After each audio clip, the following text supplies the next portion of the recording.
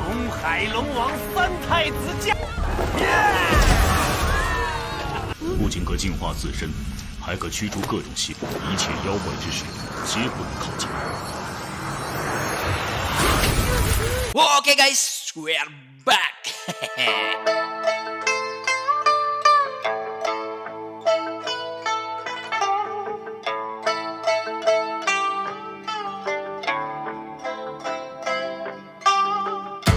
Gimana nih kabar kalian hari ini? Senangkah? Sedihkah? Atau biasa aja? Ya apapun itu, sudah waktunya mengisi hari kalian dengan lanjutan alur cerita si Shinji. Bahas-bahas part lalu, Tan Sanzang malang sekali harus kehilangan rumah bordir kesayangannya. Iyalah, hasil kerja keras 16 tahun ya guys, siapa yang gak sedih coba? Tapi cerita ini gak bakal berhenti di sini loh. Kalian pasti sudah gak sabar dengan part ini kan? Yowes, gak perlu nunggu lama lagi. Kita langsung bakal jabanin alur cerita dong si Shinji selanjutnya.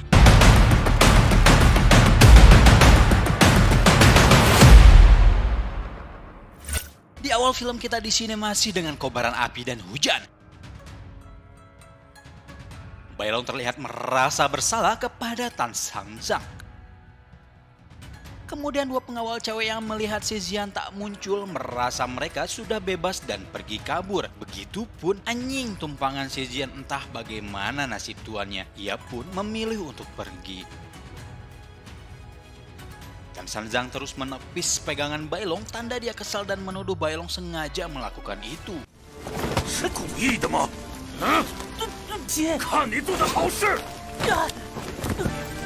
赌场大法师的。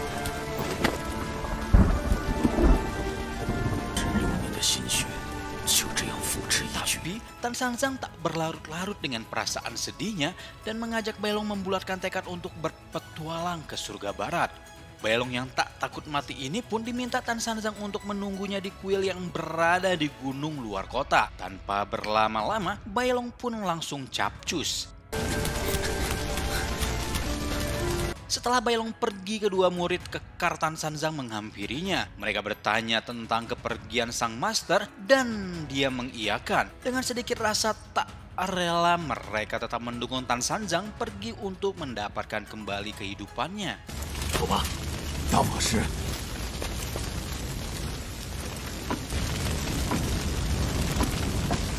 Tan Sanzang menatap sebuah batu emas besar yang berdebu karena abu dan mengusapnya. Ia segera meluruskan niatnya dalam memahami kebenaran dan berkultivasi di batu itu sepanjang malam hingga pagi. Bahkan para warga datang berkerumun memperhatikannya. 不能入世，领受七难八苦，又谈什么修道无正？我并非一无所得。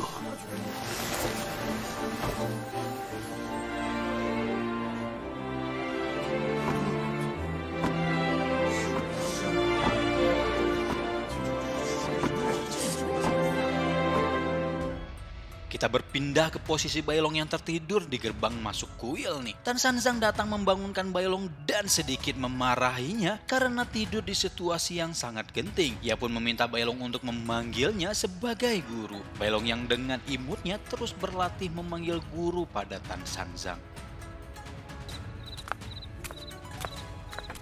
Bailong terus mengikuti Tan Sanzang ke dalam kuil yang memiliki ruang bawah tanah. Ruang bawah tanah itu menyimpan banyak barang-barang berharga milik Tan Sanzang. 这里收藏着我最稀有的随身之物，有一些非常重要的。 16年前西游的一定很厉害吧？ 就任何琐碎之物，没什么特别 Di。sana, Bailong menyadari adanya napas makhluk hidup. 师傅，有其他人的气息。 力道是不错，我当年西游的，你可以去跟他打个招呼。 Dan benar saja, ternyata ada naga kuda putih yang sedang tidur terikat. Naga putih itu adalah anak ketiga Raja Naga Timur. Karena sifatnya yang jahat, dia diusir dari istana naga oleh Raja Naga. Terlebih lagi dia suka membunuh, karena itu Guan Yin menangkapnya dan diberikan kutukan Roibon. Dengan kutukan itu mengubahnya menjadi kuda putih. Maka dari itu dia menjadi tunggangan Tan Sanzang, tapi selama 10 tahun mengelana dia tidak pernah berubah. Karena itu juga Tan Sanzang mengurungnya secara pribadi di ruang bawah tanah. Bailong merasa napas naga itu tidak teratur. Lalu Tan Sanzang menyuruhnya mencabut 3 jarum perak yang ada di tubuh naga kuda putih. Satu persatu jarum dicabut, naga itu memberikan respon. Setelah semuanya tercabut, 哎呦，师傅，拔出来了。然后，师傅，你为什么？唐三藏，今天终于肯放我出来了吗？傲雪，小人，距我16年，看不出你有丝毫的悔过之意，以你的一身罪孽。 naga kuda putih itu bernama Aushu. Ia kesal kepada Tan Sanzang karena harus dikurung selama 16 tahun. Dan merasa dirinya sudah cukup membalas hasil perbuatannya dengan menjadi tunggangan selama 10 tahun membantu Tan Sanzang mendapatkan kitab suci. Malah seharusnya dia juga mendapatkan penghargaan, tapi malah dikurung. Tan Sanzang yang melihat Aushu tidak menyesali segala perbuatannya, hanya menanggapinya sekenanya. Aushu akhirnya melemparkan Bailong setelah menegar ia adalah murid baru Tan Sanzang. Aushu pikir Tan Sanzang ingin membalas dendam padanya karena telah mengurung dia selama ini. Tapi jika seperti itu, Tan Sanzang bilang dia pasti sudah membunuhnya jika ingin membalas dendam. Malas menanggapinya lagi, Aushu terbang membebaskan diri dan mulai merasakan udara bebas. 16年没有感受。 Ia mulai membayangkan bandingan kehidupan manusia saat baik-baik saja dan setelah kekacauan hadir karena ulahnya. Tanpa rasa sabar ia berniat memburu manusia lagi dengan wujud naganya. Di ruang bawah tanah, Bailong merasa khawatir Aushu akan membuat kekacauan di luar sana. Tapi Tan Sanzang dengan tenang bilang urusan itu tak perlu dipikirkan. Dan mereka hanya perlu bersiap-siap mengemas kebutuhan yang diperlukan selama perjalanan ke surga barat. 师傅，这些是什么？ Sekedar informasi nih, di salah satu barang bawaan ada gulungan kuno yang berisi metode untuk menghilangkan sihir. Tan Sanzang juga mengingatkan kepada Bailong bila dunia iblis selalu berubah kalau dia tidak membaca buku-buku itu. Maka akan susah untuk menentukan obat yang benar. Ketika sedang mengepak barang, Bailong melihat kotak kayu dan membukanya. Di dalamnya ada mahkota emas sederhana. Ya, terlihat seperti mahkotanya Sun Gokong ya. Siapa sih yang akan kenal kerasakti Sun Gokong kan? Tanpa sadar, Bailong terpana melihat itu. Ia bertanya kepada Tan Sanzang kalau naga yang dia tahu biasanya baik. Tan Sanzang sambil mengambil buku, dia menjawab naga atau dewa mereka juga ada yang baik dan ada juga yang jahat. Mari kita ke flashback ke masa lalu Aushu yang bengis nih. Aushu lahir di klan Naga Laut Timur dan dari sejak lahir dia sudah sangat sombong. Dia tidak menghargai nyawa terutama manusia dan suka membunuh manusia seperti anak yang bermain-main dengan serangga.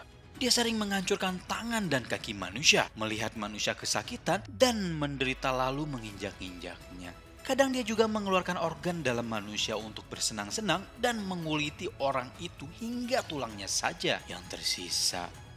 Dan yang paling pedihnya lagi, di antara korban Aushu ada kekasih tercinta Tan Sanzang. Saat itu Tan Sanzang yang baru kembali dari luar kota harus melihat semua yang ia miliki telah hilang. 我发现曾经拥有的一切全都，而这一切都是傲雪干的。 Setelah 5 tahun lamanya ia bermeditasi, ia bertanya setiap hari akan nasibnya. Kenapa ia harus mengalami takdir seperti itu? Kenapa semua makhluk harus menderita? Dia mulai berpikir bisa menghilangkan semua penderitaan di dunia ini. Tanpa diduga, suatu hari ia bertemu dengan Aushu yang berubah menjadi kuda putih. Dewa Guan Yin menyerahkan Aushu dan memberikan misi untuk mengambil kitab suci. Tan Sanzang senang mendapatkan tugas itu dan juga menaiki kuda putihnya. Setelahnya dia merekrut 3 muridnya dan menempuh segala kesulitan dalam perjalanan. Alhasil dia mendapatkan kitab suci itu. Ia pikir dunia akan lebih baik dan dosa Aushu akan dihapuskan dengan memberikan kitab suci itu kepada Kaisar Sitian. Sayangnya hal itu tidak sesuai ekspektasi. Oke, mari kita kembali ke scene Aushu beraksi memburu manusia. Banyak rumah yang sudah mulai terlahap api.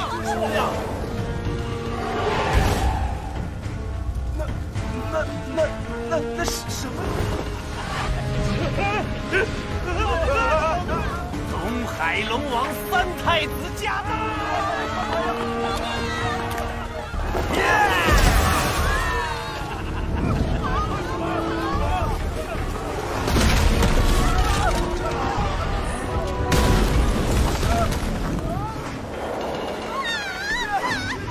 ！Dalam pemburuannya, ia mendapatkan satu cewek nih yang terus dicekik di udara. 自尝尝鲜。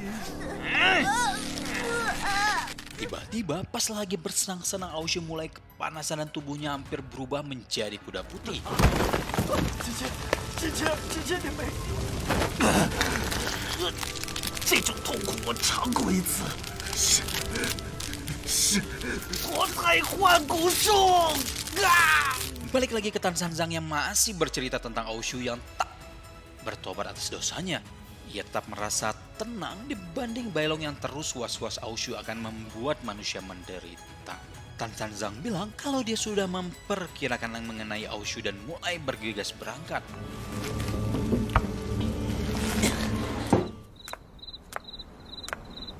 Ketika mereka keluar, Aoshu langsung muncul berteriak Tan Sanzang dan menuduhnya melakukan sesuatu kepada dia. Tangan Aoshu perlahan berubah menjadi kaki kuda. Tan Sanzang dengan tegas mengingatkan kalau yang ngasih kutukan itu kepada Aoshu adalah Guan Yin. Setelah mereka berhasil mendapatkan kitab suci, mereka tidak berharga lagi di mata Guan Yin. Karena itu kemungkinan besar Guan Yin tidak akan melepaskan kutukan itu pada Aoshu. Setelah 16 tahun lamanya, Tan Sanzang menusukkan 3 jarum perak pada bagian tertentu di tubuhnya untuk mencegah kutukan itu. Oleh sebab itu, ketika mencabutnya berarti kutukan itu akan kembali. Di detik-detik Aoshu berubah, ia mulai merasa sakit. Ia akan menjadi kuda karena ia harus memakan rumput dan tak bisa bicara. Baginya itu sangat menyakitkan. Tan Sanzang yang mendengarnya langsung naik darah dan dia mulai mencekik leher Aoshu. Aoshu terus memprovokasi Tan Sanzang untuk balas dendam padanya dan mengingatkan ia tentang luka di masa lalu. 像死你亲人时一样。动手啊！自己。 Di saat itu juga, Tan Sanzang menusukkan 3 jarum perak dan Aoshu mulai berubah kembali ke wujud aslinya.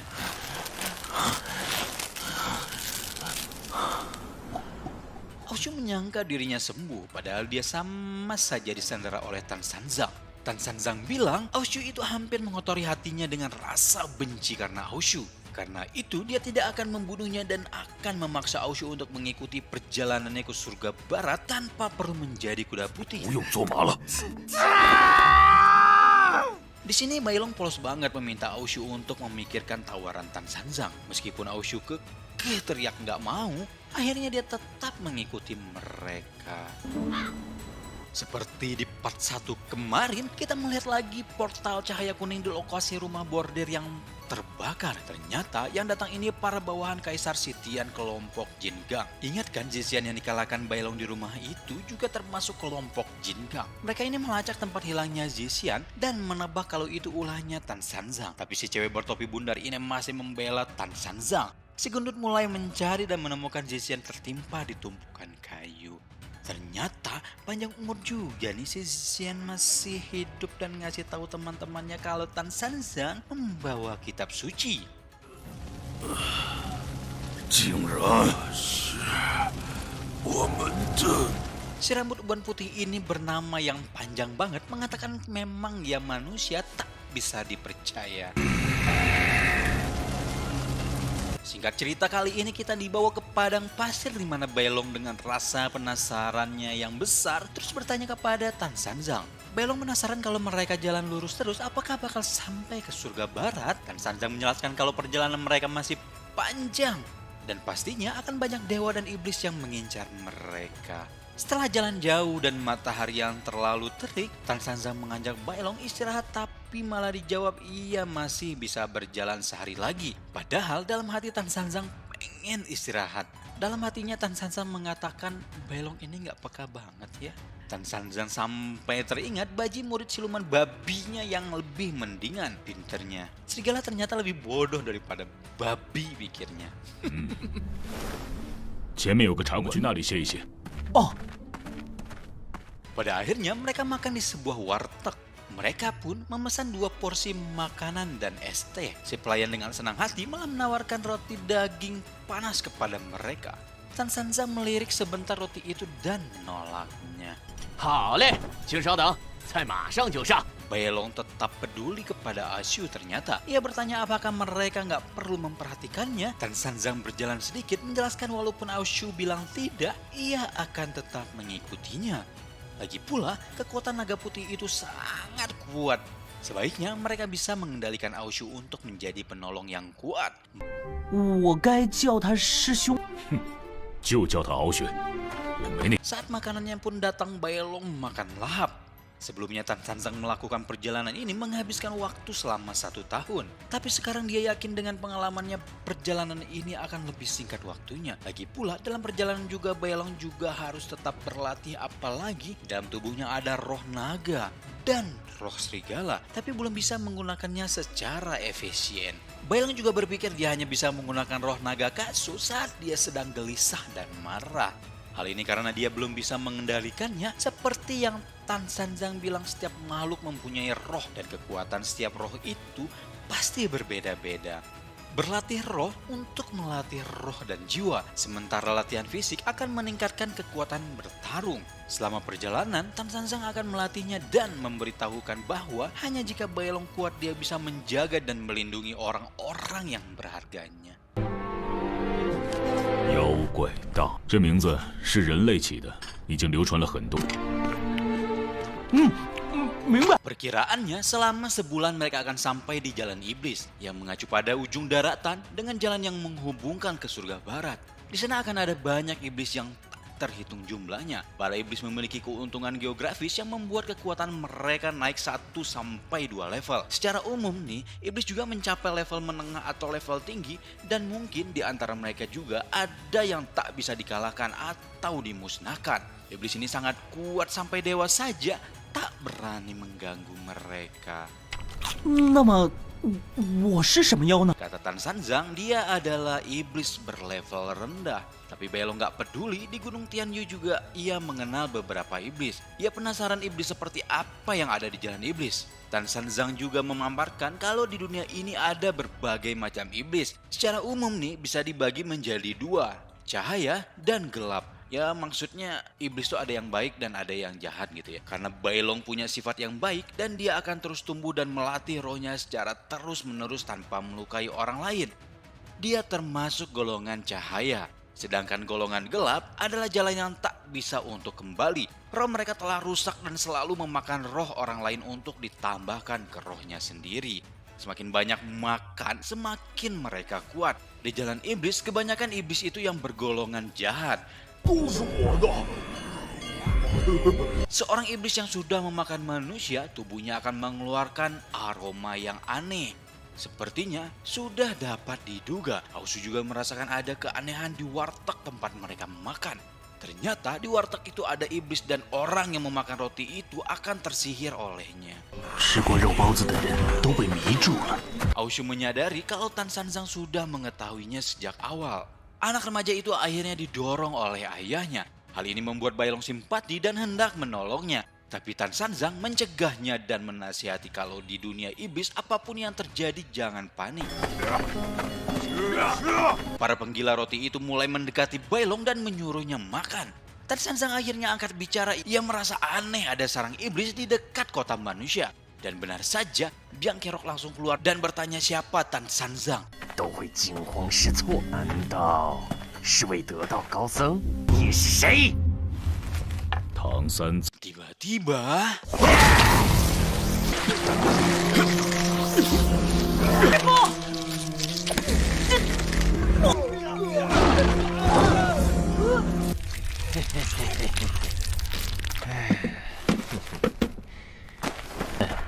吃人的黑店，那个穿白色道袍的男人。” Di tempat Bailong terjatuh, dia mulai menapaki jalan dan mencium bau darah manusia. Setelah melihat genangan darah di telapak kakinya, ia menengadahkan kepalanya dan melihat banyak manusia digantung untuk menjadi bahan makanan roti daging. 抓住，做成了包子，而茶馆的老板就是师傅。 Sampai di sebuah ruangan ia melihat 2 iblis di sana. Mereka adalah ibu dan anak. 别怕，过来吧。 狼， Si ibu iblis ini menganggap Bailong tamu karena mereka sama-sama iblis. Akhirnya, Xiaofu menawarkan roti daging kepada Bailong namun ditolak. Bailong keke ingin bertemu gurunya Tan Sanzang karena mereka harus pergi ke surga barat. Mereka nggak percaya kok iblis mau nyelamatin manusia. Dan juga manusia makanan mereka kalau dilepas mereka sendiri bakal kelaparan. 师傅是那个人类，骗人怎么去？是真的，请把不可，人类是我们的食物，放走人下来，不但每天都有肉包，我还能教你更多妖怪。 Bailong akhirnya mengancam sang mama. Mendengar ancaman itu, Xiaofu ingin menyerang Bailong. 求我妈妈喊我教训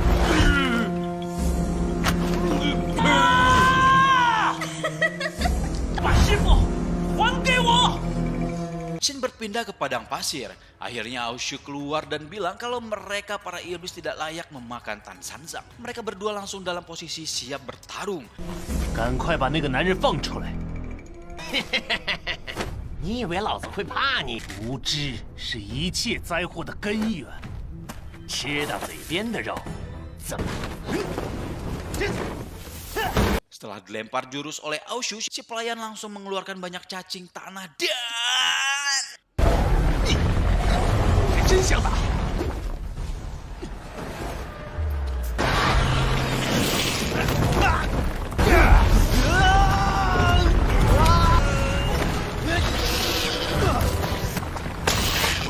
你找死啊！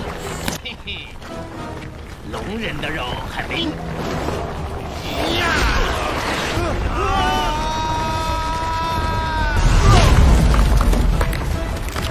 Ketika Aoshu mulai terlilit cacing-cacing itu, ia mengeluarkan wujud naganya dan bertarung semakin panas.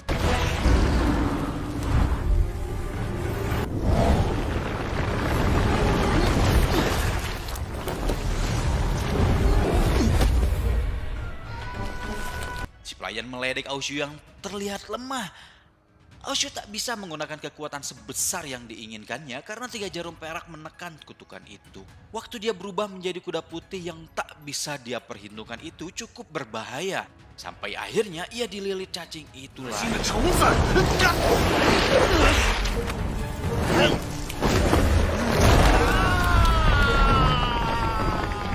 Shin berpindah lagi ke tempat Tan Sanzang. Di sini juga banyak cacing tanah. Tan Sanzang perlahan terlepas menggunakan kekuatannya Taus Hati dan Kitab Suci. Dia juga menyelamatkan anak remaja yang terlilit di situ. Dengan kekuatan itu, iblis tak bisa mendekati mereka. 有我道藏心经的力量，这些不仅可净化自身，还可驱除各种邪。施法之时，一切妖怪之事皆不能靠近。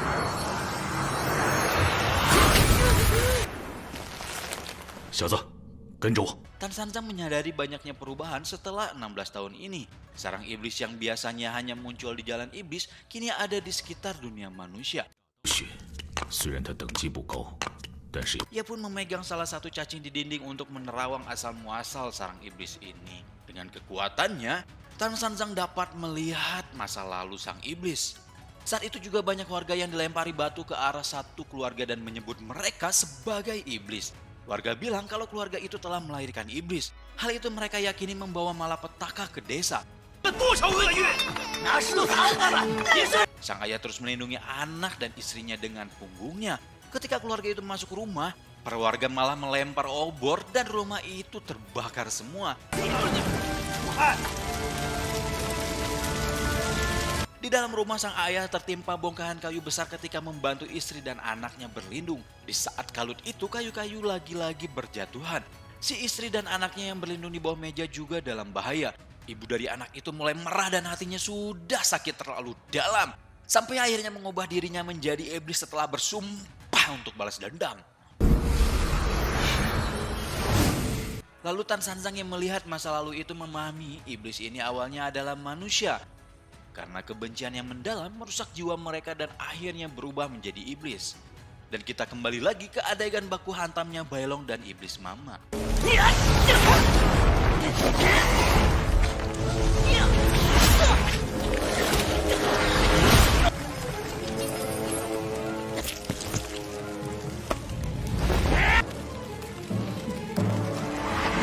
Ketika Belong mendekat untuk menyerang, si iblis mama ini malah mengeluarkan cairan hijau dari mulutnya. Dan hal itu mengenai mata dan wajah Belong. Belong kesakitan dan tak bisa membuka matanya.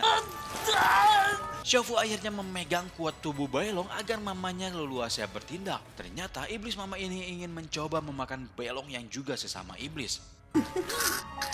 我要直接吃掉它。以前你吃的是人肉，吃了后我一定能腰力大增。乖儿子，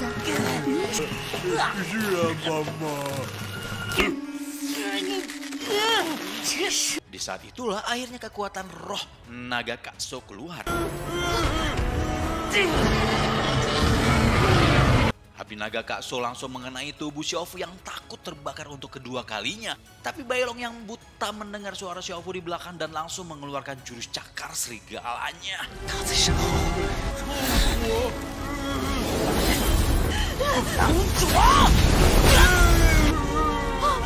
乖儿子， Xiaofu kesakitan juga kepanasan, ia semakin lama akhirnya pun menghilang.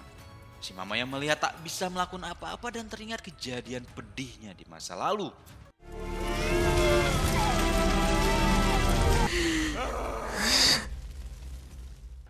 Dan alur cerita Donghua si Shinji part 3 ini pun bersambung. Gimana nih? Part 3-nya seru kan? Oh iya, ngelihat keluarga Xiaofu ini keinget banyak drama atau film gak sih? Apalagi si Joker ya. Dengan quotes terkenalnya tuh, orang jahat terlahir dari orang baik yang tersakiti. Rama di sini pamit, bye-bye!